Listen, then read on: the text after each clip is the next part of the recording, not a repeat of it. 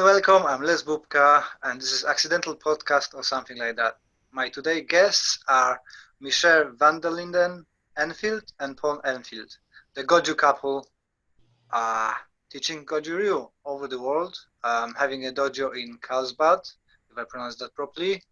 And I'm super happy to have them. I met them a couple of times on the seminars. If you haven't been on the seminar, I recommend you to go. It's great. Hello and welcome. How are you guys? Good, thanks. Good, thanks for having us. Yeah, thanks for having us. Great to see you again. It's always pleasure to see you guys, and I'll follow you online, and all the stuff you're doing is always very interesting. Could you tell us more about you? I know that Michelle, you are a super important person working for a great cause of working with the United Nations, if I'm correct, about the equality of women. Could you tell us more about your karate background and that UN job? And then we're gonna ask Paul about his background, because that's very interesting for all the martial artists as well. Yeah, so I do some philanthropic work. I'm an advocate against sexual assault and domestic violence for the state of California, and also a member of a Seroptimist organization, which is educating women and girls to achieve their dreams. So through that, I had the wonderful opportunity to attend the CSW 63 and 64 as a delegate to the United Nations. As far as my martial arts background, I began in Krav Maga and did Krav Maga for a bit. And my kids actually joined, my three daughters joined a more local dojo because I had to travel quite a bit for the Krav Maga.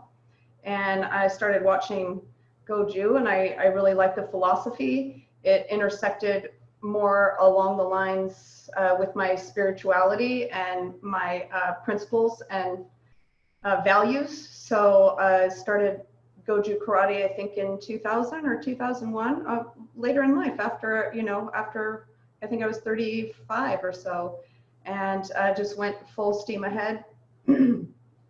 Trained every single class I could, got up early in the morning. You know how it is, you have kids too. Got up early in the morning. I had to train before anyone woke up to practice my kata and do my basics. And eventually, my goal in karate was to overcome fear, one of my goals. And to that end, I ended up doing tournaments, because when Sensei Paul first told me that they had a tournament team, I was like, oh, heck no, no way am I doing that. And then I realized that's your fear talking again. Your job, your mission is to kick fear's butt. So guess who's doing a tournament? So I just kept pushing myself. And fortunately I had, Sensei Paul said, great leadership and support, and was able to stay for all these years. I had previously owned a preschool, so before I was even a yellow belt, I was teaching. I was invited to teach and go through instructor training, and then then I was there even more. So that's pretty much it for me. But how about you? I love that approach, that head-on collision. I feel something, I will do it. I do the same, because with my own anxiety, that's the only way to do it. Hence the podcast. Paul, you spend a lot of time in Japan, if I'm correct, training under Igaona Sensei, then other great masters. Could you get insight to your side of the story? Okay, well, yeah, I grew up in the UK, and I started training when I was about 16 or 17, and I always had a great interest in martial arts, mostly because of the Kung Fu craze at that time. Bruce Lee, the TV show Kung Fu, and all these sort of Saturday night Chinese Kung Fu movies and all that type of thing.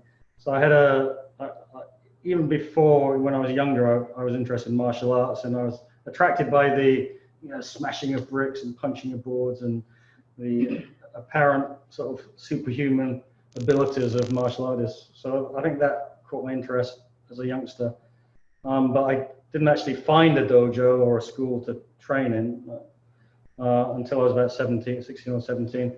And I saw a little ad in a newspaper, a local newspaper, for Kung Fu classes. I thought, great, this is what David Carradine does. You know, he does. You know, we're going to go to the Shaolin Temple and meditate and stuff. And so the class was about 10 miles from where I lived. And as you know, in England, everyone cycles everywhere. So I just got on my bike and I rode to the class. And it was Lao Ga Kung Fu, which is still around, I believe. So that was my first experience in martial arts, and I really liked it. I would cycle there. I think it was twice a week. They were doing the class in a church hall. I would cycle 10 miles, do the class, cycle 10 miles back, twice a week. And then a few months later, I ran into a sort of friend of a friend who trained in karate, and he invited me to come along to that dojo. And it was a lot closer to my house, but it was on the same days as the Kung Fu classes. However, it was later. The Kung Fu class was something like, I can't remember exactly, it was 5:30 to 6:30 or something, or 5 to 6, and the karate was 7 till 9. And so after finishing one of my Kung Fu classes, I went to that karate dojo. I didn't know anything about it. My friend wasn't there. I got there a little bit early, and I got invited to do some light sparring by one of the brown belts. He proceeded to beat the crap out of me for 10 minutes before class, which now as an owner of a sort of commercial dojo, that, you know, imagine if one of your students, you had a new student come in and one of your seniors just started beating them up. I mean, it's not a great way to collect students. But anyway, it didn't put me off. It was just the way it was. And that ended up being Paul Coleman Sensei's dojo in Oxford, and he's still there teaching.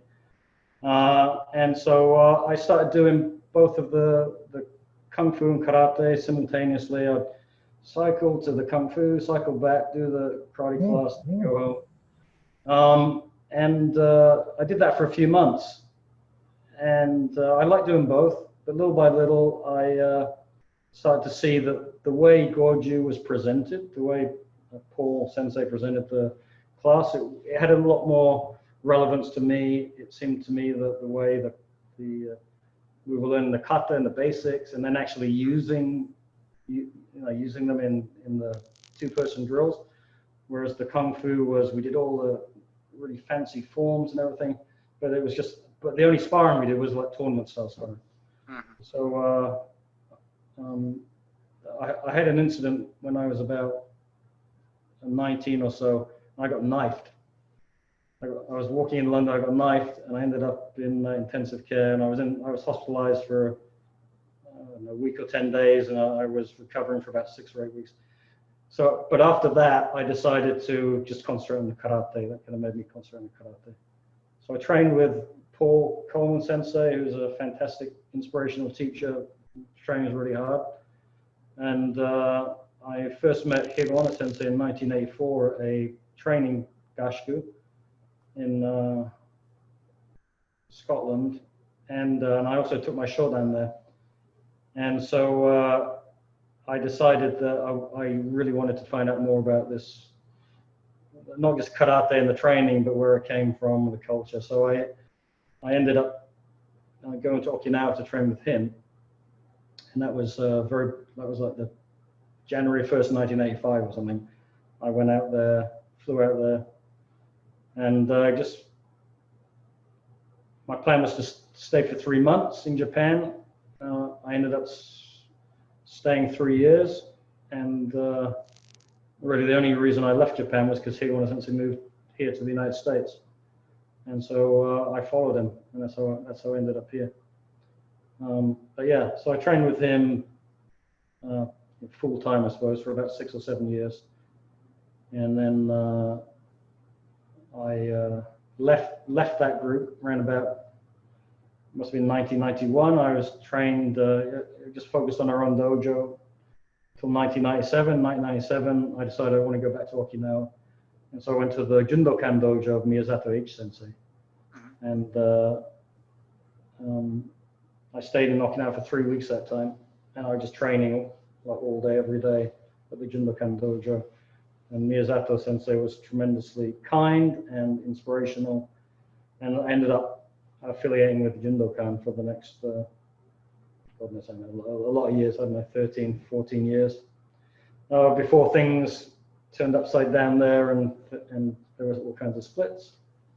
And then we ended up affiliating, actually not affiliating, we ended up following Taira Sensei, who had become our main teachers at that time, our main teacher.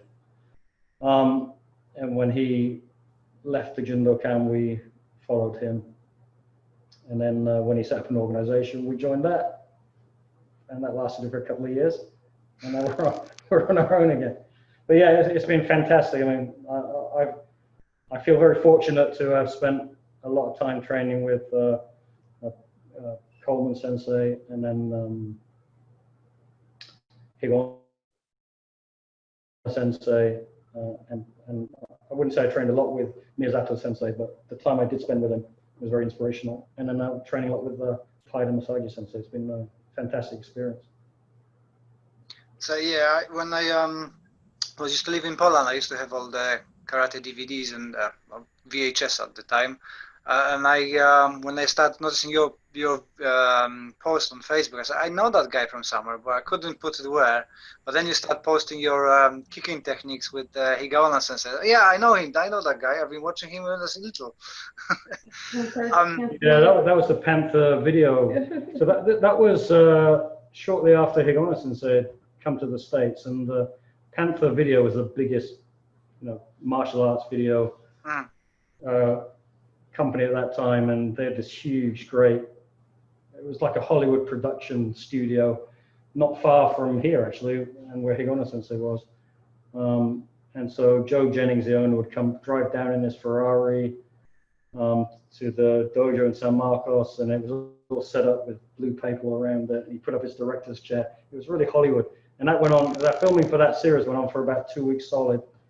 And the amazing thing about it was that Joe Jennings had filmed everyone, like everyone who's anyone, he had filmed.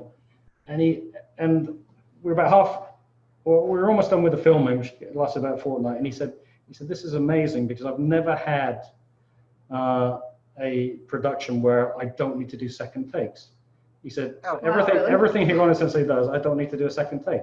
It's just, that's what he does. And the reason was, I figured, and apart from that, he trains, he trains like an absolute, like he's possessed almost.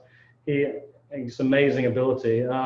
He wasn't trying to show off, he was just doing what he always does. He was just doing what he does, and that's why I think people like Joe Jennings haven't seen that before, because a lot of people were just trying to impress him or whatever. Anyway, it was a fantastic experience, the whole thing.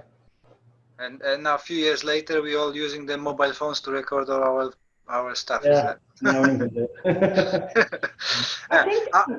I think it might be of interest also that you had a special first time experience of going to China. Do you feel like that enriched your experience and your?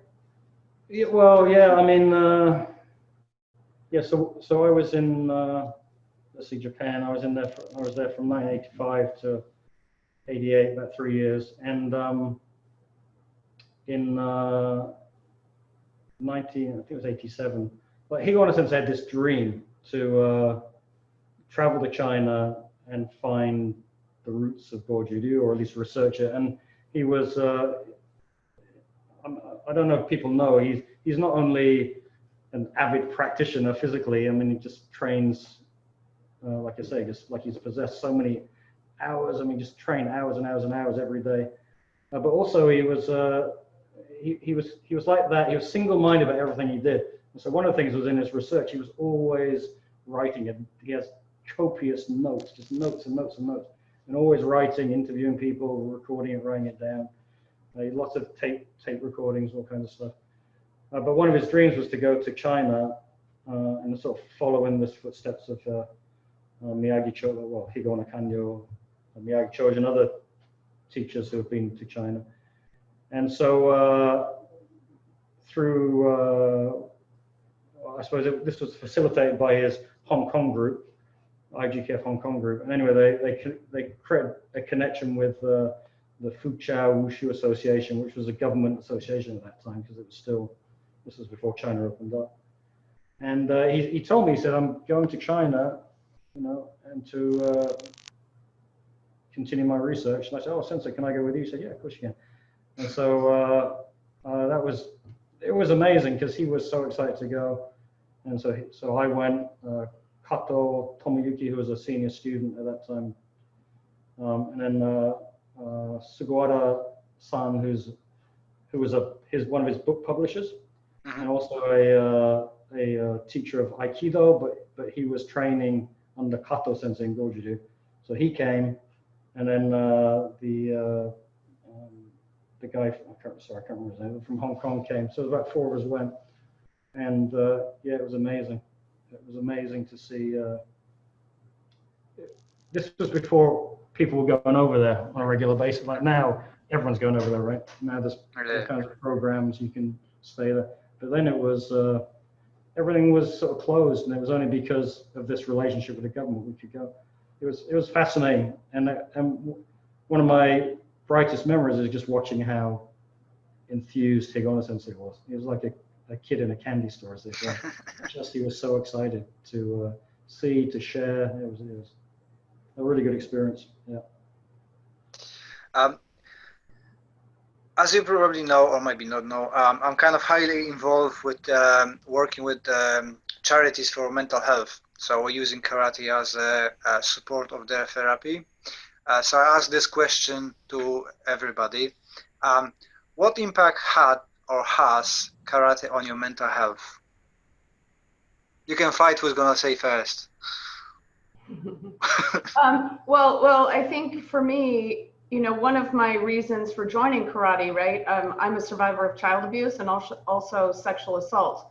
So I had real trust issues raising my 3 girls, and I was a single mom for a time. So for me, I wanted to stop feeling fearful walking around in the world and having anxiety that my child's going to be snatched from me and there's nothing I can do about it. So in that regard, it was really empowering. And if I'm completely honest, overcoming fear is not easy. It's very, very difficult, as you know.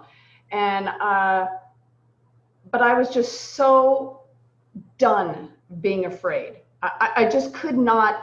It was a worse option for me to live with all that fear and anxiety than the fear of going to the dojo every night. And I was terrified. I for probably 3, easy the first 2 years, possibly even the 3rd year, I would have so much anxiety going in there that I would literally be shaking on the way to the dojo, and I forced myself to go.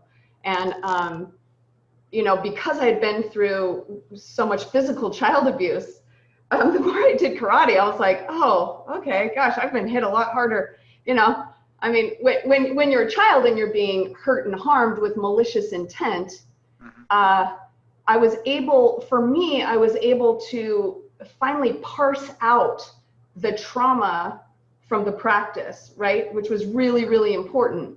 And then later I was fortunate enough to have the resources to get EMDR training, which gets rid of the physical PTSD in the body.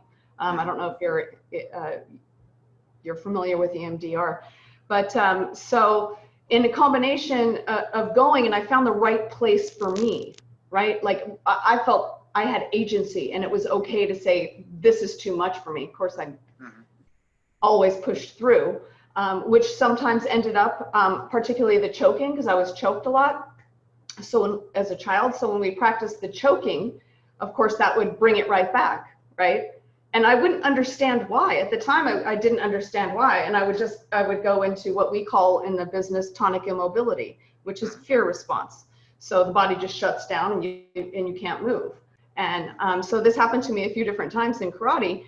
And, because I had supportive folk around me, and I was in sort of a nurturing community, not a bullying community, not an ego community where it's like, I was shamed for feeling a certain way, or shamed for showing up with, whatever anxiety I had.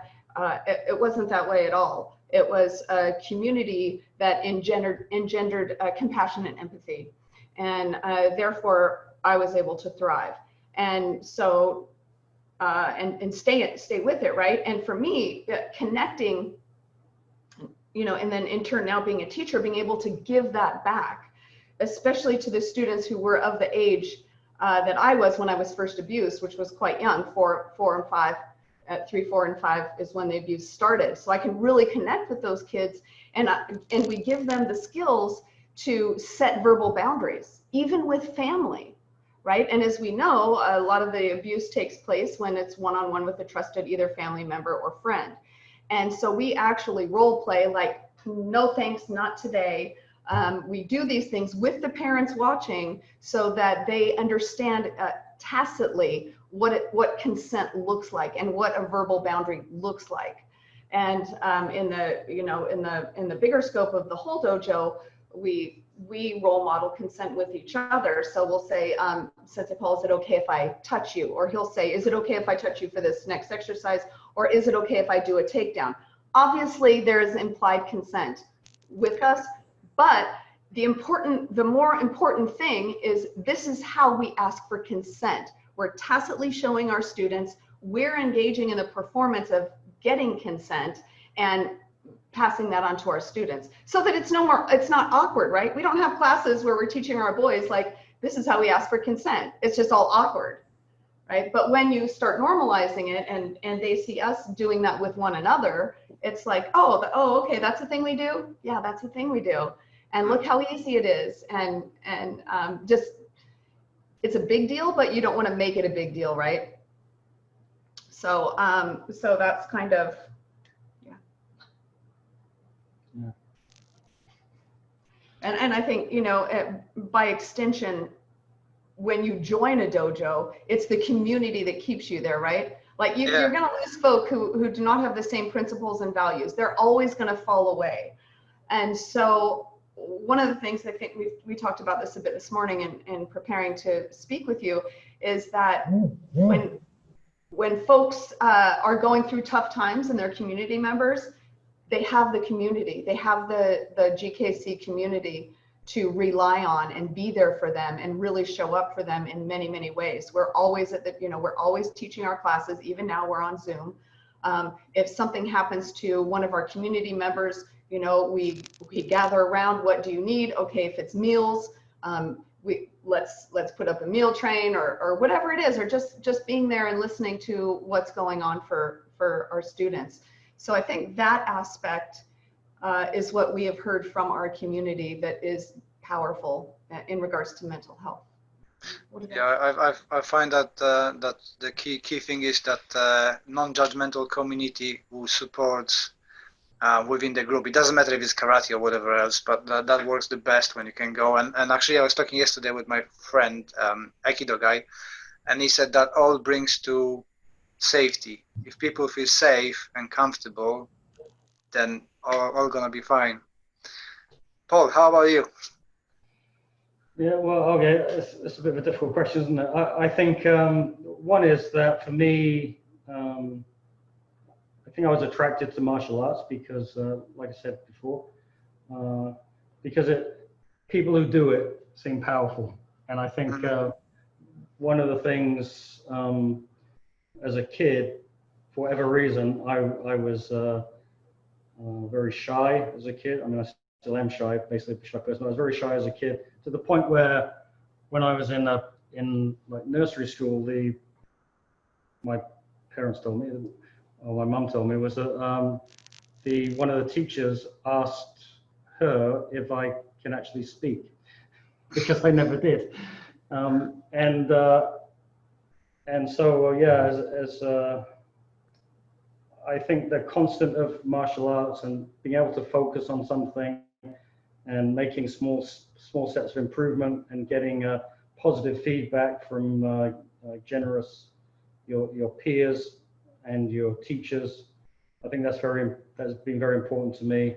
And not all dojos are like that. So you can get in a situation where rather than being built up, you can be put down. So I think shame and humiliation. Yeah. So I think I've been very lucky in fact, I was just talking to Paul Coleman Sensei today, and telling him one of the things that I really appreciate about him was that he always encouraged me. He even encouraged me when I wanted to leave the dojo and pursue training in Japan, so Okinawa.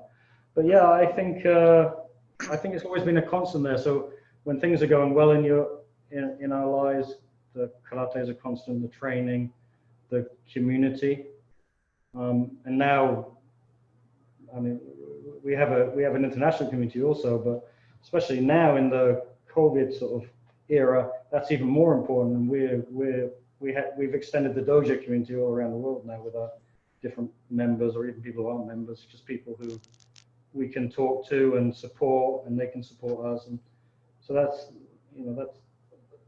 I think that's been the key thing for me, is that constant. It's always there.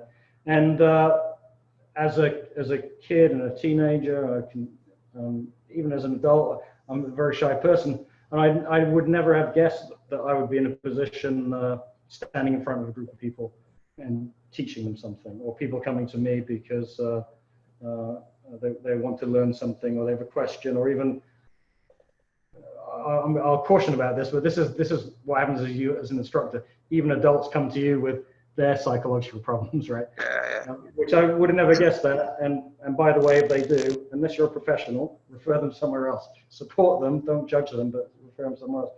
But I think, I think without martial arts, I don't really know. I don't know where I would be, kind of thing. I feel I definitely was definitely not confident as a child, a teenager, even a young adult. I have a confidence now about, at least in my profession, things I do, and so yeah, it's been it's very important. Like I said, I don't know where I'd be if it wasn't for martial arts, really. You said about your international community and support. Is the British sense of humor part of it? Because I really enjoy your comments on all the groups, and as I'm living in UK, and kind of the one thing which my dad I'm grateful for, well, one of few things I'm grateful, was introduction of me as a little boy watching Monty Python's. That was my first day night where I could watch Monty Python and stay up 8-9 o'clock in the evening. So I kind of get the English humor, but your posts always make me smile. I know that a lot of people not getting it, and you get a bit of a backlash, and you have to do explaining sometimes. But I think I mean, social media is a funny thing, isn't it? Because you're not face to face. So, and I haven't mastered emojis, and if I'm not sure what they all mean. There's 50 emojis which are all smiling, but they're slightly different. I have no idea which one means what. But yeah, I think look, we're a community and we do a serious thing, but we don't have to be serious all the time. We should be able to make fun of ourselves and make fun of the sort of seriousness of the art we practice sometimes, and people get sort of carried away sometimes. There has to be a balance. It doesn't mean what you do isn't serious, and it doesn't mean obviously that you take it seriously, but you should have fun too, I think. And I think this is a great segue into the question you asked. One of the questions on your list was, how do we get on as a martial arts couple? And that was actually from my wife. So is your wife also a martial artist? Yes. Right. Okay. So one of the useful tools, I think, is when we're getting a little too serious is using humor. We have to use humor when we see, okay, this is kind of getting it's getting a little heated. So I think the ability to laugh at oneself, or to point out the just what you were saying, like, I'm the sensei and I say it's this way, so it's just the silliness of that, and that's a really useful tool as a couple. Obviously, there's times when you're working through things, and our personalities are different, which is fantastic because we both bring different things to the table. So learning and understanding about each other on a deeper level, and being able to exploit our strengths in a way that benefits the community, our relationship is ideal. I mean, obviously we're human, and you know, we have problems probably like everybody else, but yeah, I think humor is important. And he's hilarious. Tell him one of your good jokes, babe. I have to look up on the internet. He sits on the phone. He sits on the phone in the kids' classes and looks up these kid jokes, and we'll talk. They'll sit on Zoom after class or before class for hours with trying to guess the answer to the jokes. It's funny. My son is now entered to the realms of jokes, and he's trying to create his own. He's 3.5. Oh, cool. And he comes up with such a stuff that just cracks me up. That's great. Yeah, you know, I think also what happens in martial arts is there's this hierarchy which you have to be very careful of, because the hierarchy in anything, but we're talking about martial arts now, can lead to a culture of abuse. And I think one of the things about being humorous about, you know, high ranks and this type of thing and titles is to sort of diffuse that a little bit, because being a high rank in karate, or a well-respected teacher, or a teacher of teachers, or whatever, should never trump being a decent human being. And that's the thing. And that's, I think, bringing humor to should be part of that. And if someone can't take a joke about their title or position, well, maybe they're taking it a little bit too seriously, you know.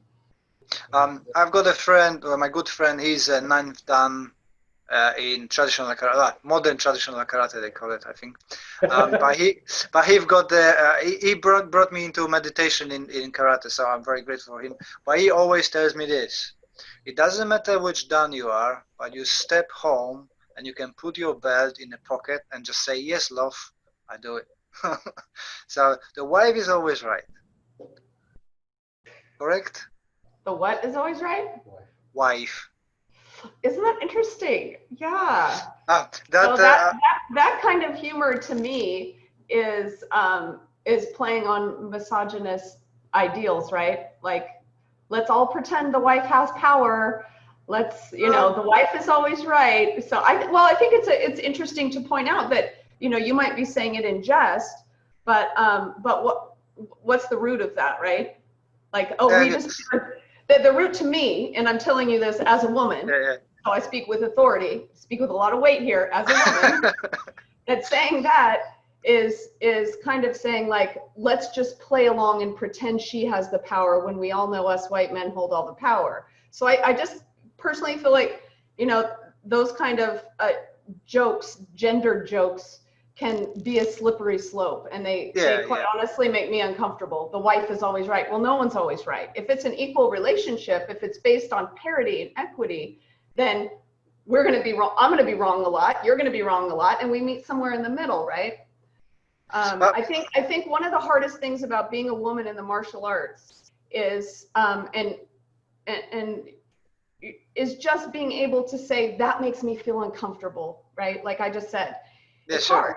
I mean, I'm mostly around a lot of times all men, and sometimes I've had to sit through, you know, them talking about experiences of, oh, did you see such and such, you know, kind of objectifying women. It is so incredibly uncomfortable that you just want to get up and leave. And luckily, Paul and I have the relationship where, you know, because in that arena, he's a higher rank, he's a white male, we live in a patriarchal culture, he has the power. So it can be important for him to say, hey guys, this is awkward. Or sometimes, you know, for me to say, especially if you know them, right? If I don't know the people, it's a lot different. But I think coming to that balance where we are actually looking at each other in an equal way, right? Like, women aren't just here to look pretty. Like, I've had people say, oh, your hair looks great. Like, after teaching, do you have any questions? Oh, questions or comments? Oh yeah, your hair looks great, really. You see, I think because one of your other questions was, what can we do more of? And I think more sensitivity, more, you know, really looking at the things we're saying and how they affect people. I mean, if I sat here and said, you know, hey, Les, did you see the biceps on Steve over there the other day? What do you think? I mean, how awkward is that going to, I mean, it just seems ridiculous, right? But it's an experience that us women martial artists deal with often and frequently. And I think just an awareness to that, and for guys to be pointing that out, like, ooh, maybe not the place to have this conversation. It's uncomfortable for me as a man, and I can only imagine for women or whatever. But I think those little things, and I know they are not brought to the conversation to be demeaning. It's kind of like the old boys club, right? Or just a way of communicating that that maybe could be more thoughtful. So I tell you something else about the same expression. So I'm going with my wife to get married in a registry office here, and the registrar, which is a woman, tells me this: you want to have a happy marriage? Just do what she tells you. The wife is always right. So I think there is a balance of people on a male side and a female side playing there. Maybe just got used to it, to expressions, and it's kind of in a humoristic way. I think definitely. I think we get. I mean, if I don't catch myself, then Michelle will catch me out saying something which is an expression I've used for a long time. And when she says, "Oh," I say, "Oh, I never thought about it that way." Yeah, and it does, and it can be sexist without realizing it, or insulting to some group of people in some way, because you don't think about it. But I think it is our responsibility, especially as teachers, to think more and more about the way we speak, the way we interact. I mean, this isn't quite the same thing, but this happens a lot with kids who come into our class, especially with the young kids. The parent will bring a new kid in, and so the kid is coming in to do a new activity. They've never met anyone before, and so they're acting like they're a little bit apprehensive or shy. And the parent says, "Oh, little Johnny is shy," and whenever someone says that, we go, it's like that. We're like, and then don't be shy, don't be shy, you know. So it's like, I don't want any attention on myself, and now I'm getting all the attention.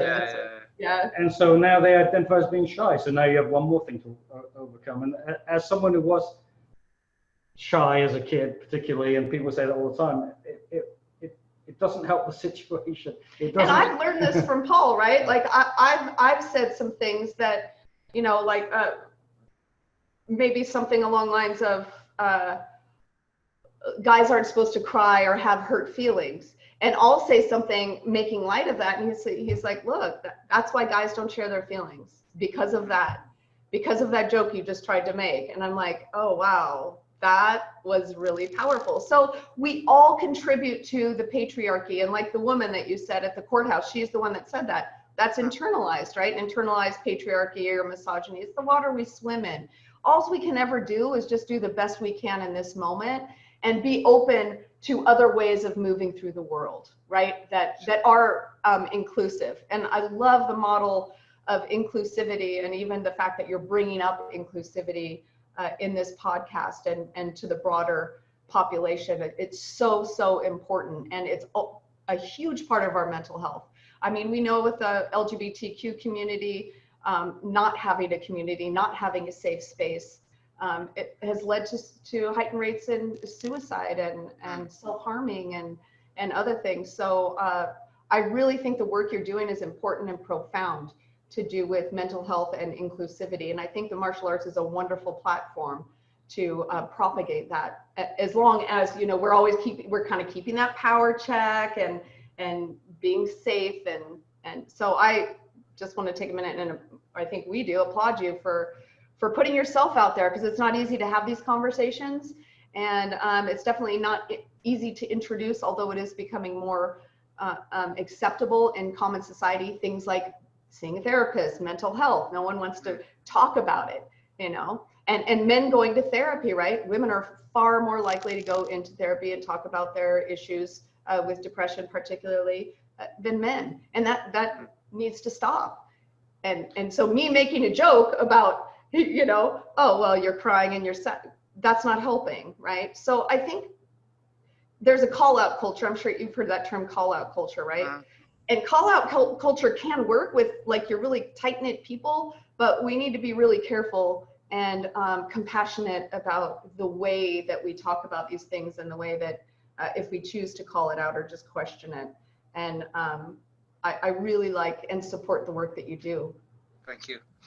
So the reason why I started doing that, because I kind of can empathize with women being kind of excluded from things, because what happened with our family, I decided to quit my job so my wife can pursue her how we call it, her work. So she's going for a hoops and hops in her company, and I'm taking care of children. And what I found out is that when I took my son, who was about 6-7 months old, I've been told I cannot access the classes for children because it's for just women only. Really? Yeah, because they're gonna talk about birth, breast, and stuff like that. My thought was, well, you see that child, I think I've seen a few things in life. I know how women look like.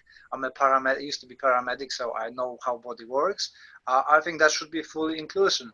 And as well, being still one of the few men on the playgrounds or groups, I've got the comments from women that, well, you should be making money for your family. You should be supporting family. You're not working. You're a lazy bum taking care of children. And anybody who not got children knows how difficult to work with children is. Right. I'm not sitting at home and drinking coffee all the time. I'm running a lot. So I decided that, I can kind of put the perspective on how women are treated in workplace and stuff like that. And it would be nice to have a group of people or organizations that bring everybody equally to the table, and we can go wherever we want to. And just what you said, it should be all equal. So now I lost in my questions because we mixed everything. So I'm really interested in the methodology of training. And I promote inclusion, as you know. So I've got all the different disabilities coming into my class, and I try to put everybody together. What are your methods and changes and adaptation to work with children, adults? I don't teach children, but you do a great job with children. What are the adaptations of working with people with different abilities? Oh, I'd be really interested to hear how you adapt as well. Do you want to talk or? Well, I mean, if I could give you sort of a case study. I mean, as you know, one of the exciting things about teaching, and we've talked about this before, is kind of unlocking what is it that's going to be the biggest benefit to this person, whether it's a 4-year-old or a 64-year-old, right? Because we're all there for a reason. Whether you're on the spectrum or not, or you have a physical limitation, we can always work around it. But it's figuring out, part of the fun is figuring out, like, okay, boom, they don't know how much they're going to get out of this. This is so exciting. And I know how to insert the key and turn that motor on and get it going. I'll cite a couple instances. We've had folks on the spectrum who were not in a place where they could join a group class. Just way too anxiety provoking and triggering, particularly folks that have auditory sensitivities, right? And that doesn't even have to be a spectral, that's not even a spectral disorder. I have auditory sensitivities. So, we have kind of a smallish dojo. So when there's a loud noise, it just really amplifies and echoes in there. So what we did with these two particular cases I'm thinking about is we did a private lesson. And it was short enough to where they didn't feel emotionally exhausted, and we kept it very repetitive, so they knew exactly what was expected of them from the second they showed up to outside the dojo. They put their shoes on the rack side by side. They stand at the door, they bow, they say onegai shimasu. They come in, they knew exactly what was expected of them, which invokes a feeling of safety, right? And they were never harmed emotionally or physically by us. The words we used were gentle. And when you get to know someone at that level, you can start seeing when they're escalating, right? I'm sure you've seen it if you've worked with folks. And so we just did that for a fair amount of time. And then I had 2 special needs kids in the class. I just did like a little class with them together instead of separate, and then just slowly integrated them into the class. And when we integrated them into the group class, I went back to the exact same warm up that we did, which is we do a Jumbiundo that's standardized. So that part was easy because we already have that sort of foundation in place. And just by knowing the student, it's like, okay, you're done today, that's enough. I can see it's just not going to work because it's so emotionally overwhelming, especially these kids that are in a big school or they've already done other activities that day. And also even with the parents, I don't know if you've noticed, but sometimes it can be, they get very, very protective. Oh, here, and at one point, our student was a 12-year-old and the mom's tying his shoes. And I'm like, that's a life skill. And putting his shoes on is something he's capable of doing. And Yeah, like, oh! Yeah, I had that we had a program with the council here, Guildford Council, teaching 12 to 16-year-old with autism. And I found that the parents putting more barriers to those children than is needed, or you won't be able to do that, or he's not going to be able to do that. Limiting, yeah. Yeah. No, he's not going to be. He's too afraid. No. And luckily we had a supervisor there, so the parents was asked to leave. And the children was fine. They've been doing everything what I said, what we done, having fun, no problems. But since parents comes in, like paralyzed, no, I can't do it. No, you won't be able to do it. You won't do it. And yeah, I agree with you that totally the communication with the student is the key to success. You need to be able to communicate and understand each other.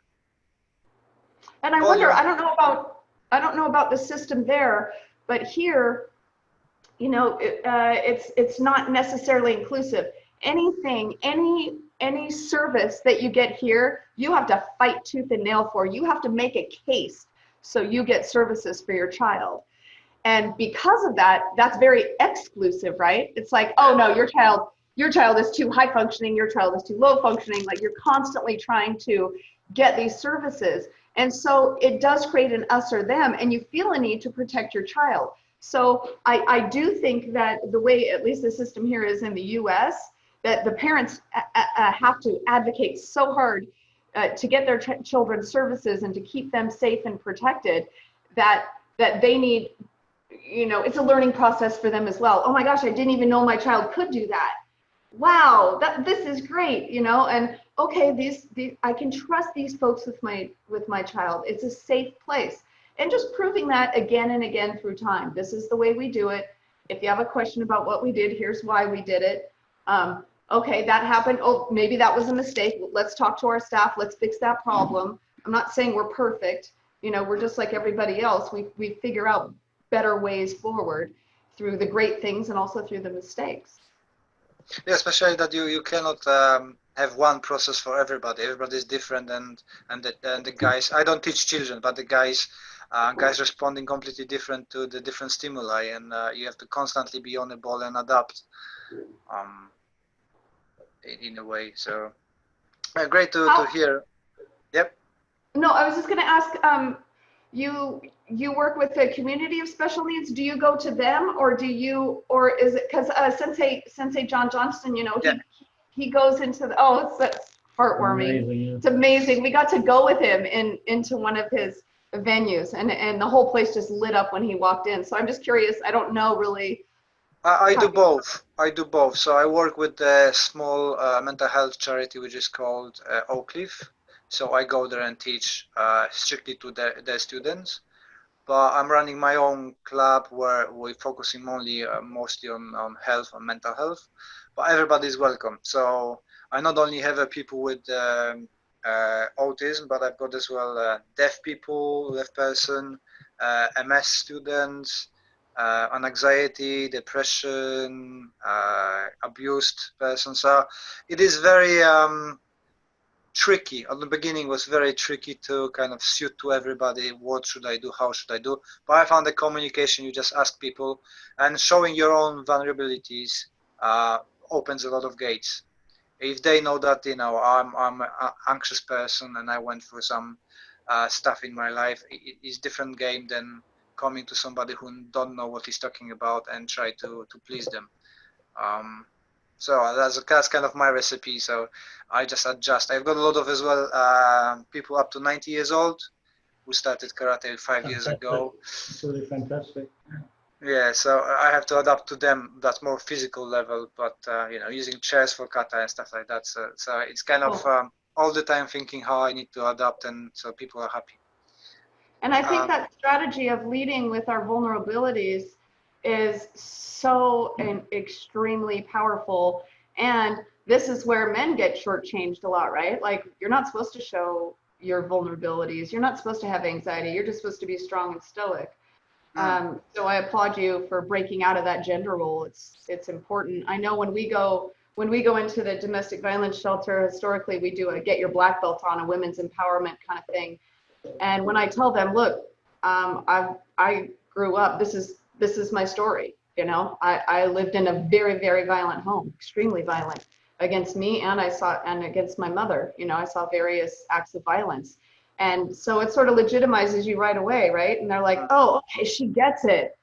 Oh, she gets it. Okay, I don't have to, we don't have to pretend to be something we're not, because it kind of levels the playing field, and it allows folk to really be organic. And with you just saying that, that destigmatizes that sort of male gender role.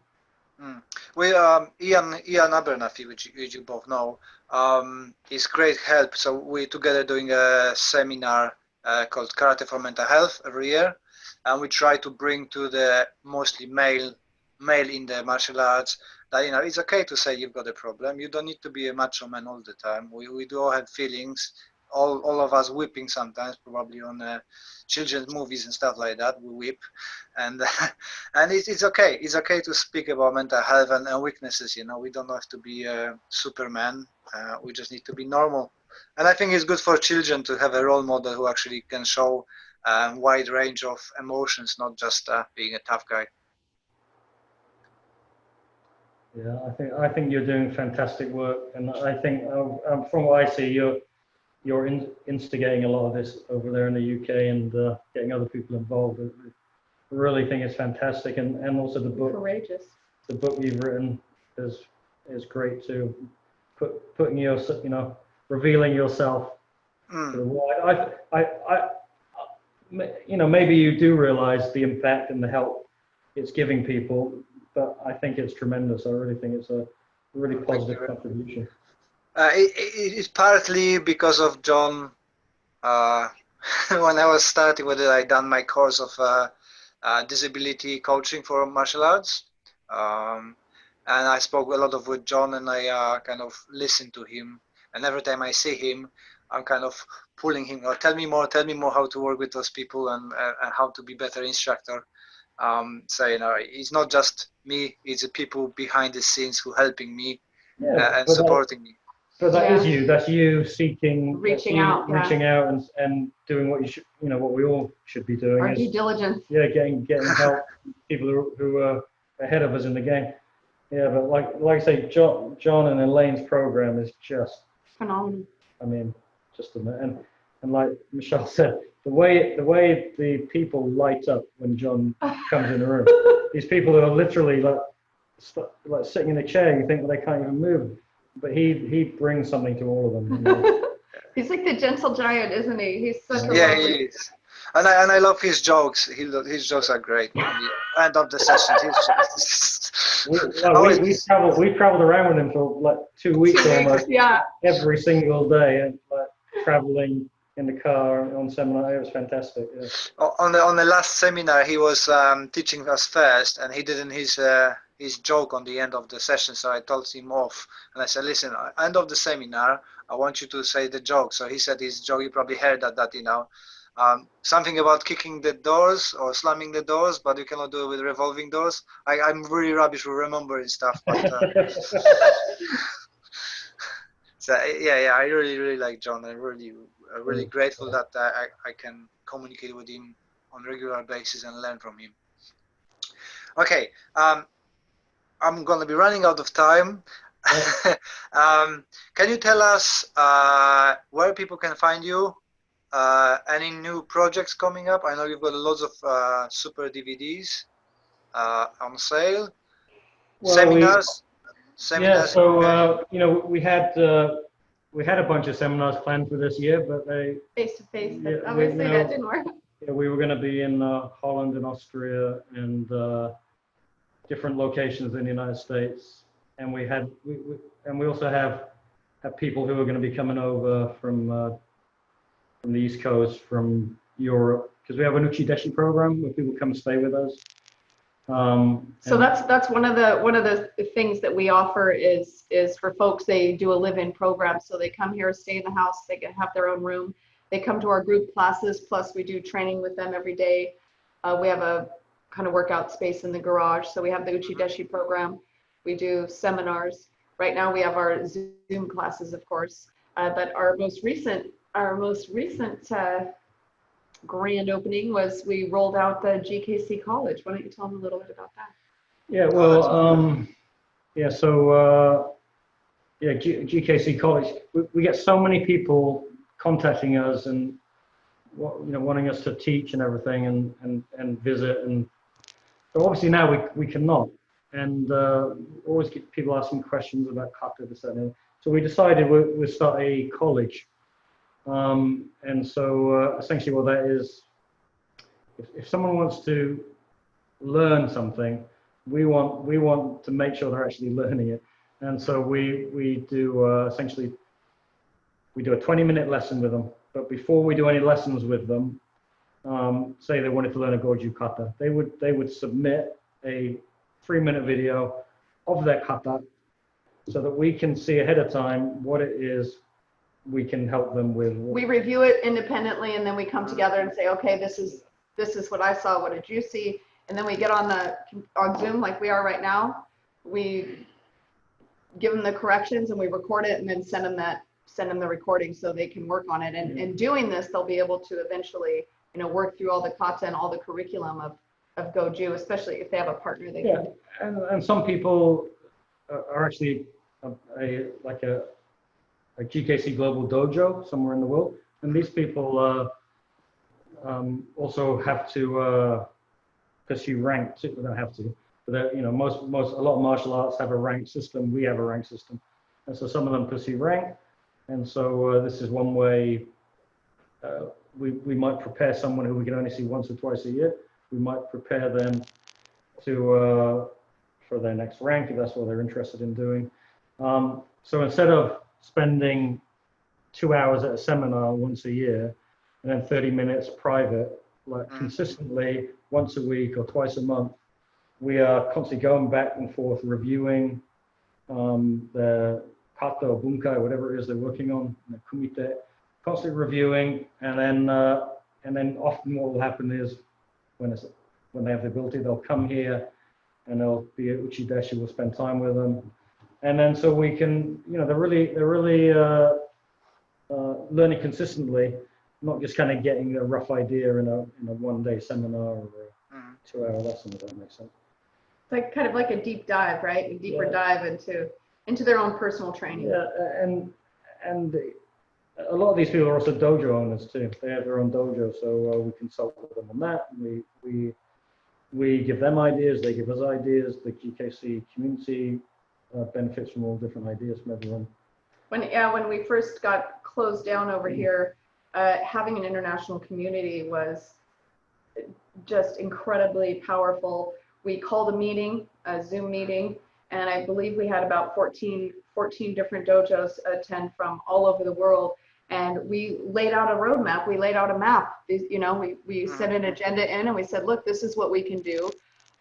Who has, you know, this person wants to teach Kabuto, this person wants to teach the Jo, this other gentleman can do Tai Chi, and how can we support each other? So on the front end, we were kind of dispersing the load and creating really, creating a connected community, but also more interesting classes for all of us. And we allow our, you know, our affiliate dojos, they can come to our Zoom classes. And so I think, you know, for us, it's so that international connection was really fundamental to keeping us on that cutting edge. And even now we'll do check-ins. How's everyone doing? Everyone's in different stages of opening. We have one example, a guy's great with IT stuff. So he said, look, here's some posters you can use. And he contributed those for, you know, wash your hands, and or these are the rules, you know, temperature and all that. So yeah, but yeah, I mean, as far as getting in contact with us, we have a YouTube channel which is called Gkc College. We have a lot of free content on there. We have we have about 5 or 6 different Facebook pages, like Gkc Global, Gkc Film and Video. I can't remember, and then we have a couple of websites. We have a dojo website, which is just for the dojo, really, for local dojo, which is gojukaratecenter.com. And then we have a sort of global website, which is gkcglobalshop.com, which has all our sort of content, membership information, news, that type of thing. And if you're a GKC Global member, we have the Facebook GKC Global members only page. So we're putting content. Now it's kind of fun because I get to do live feeds into that. So you can go there and, you know, pick up information as well. But thanks again so much for having us. We really pleasure. It's always great to pick people ideas and how they do stuff, so I can learn a little bit more. Yeah, and then just a minute before we go, I'm going to plug your book. Yeah, we were very pleased to receive a copy of this fantastic book, and definitely recommend it to anyone in or out of the martial arts. It's a in our letter. Yeah, and we're very, very happy, and of course written by Les Sensei here, so buy this book. Thank you. I hope you didn't pull your hair out reading my English grammar, because I'm still learning. Fantastic. Yeah, well done. It was a pleasure to have you. Thank you for this fantastic conversation. Thank you for the opportunity, and it's great to see you, and good luck with all your projects. And it's really nice to see the progress, and you know, we see you on Facebook, and it's I'm just happy for you. It's fantastic. Thanks for having us. Thank you very much.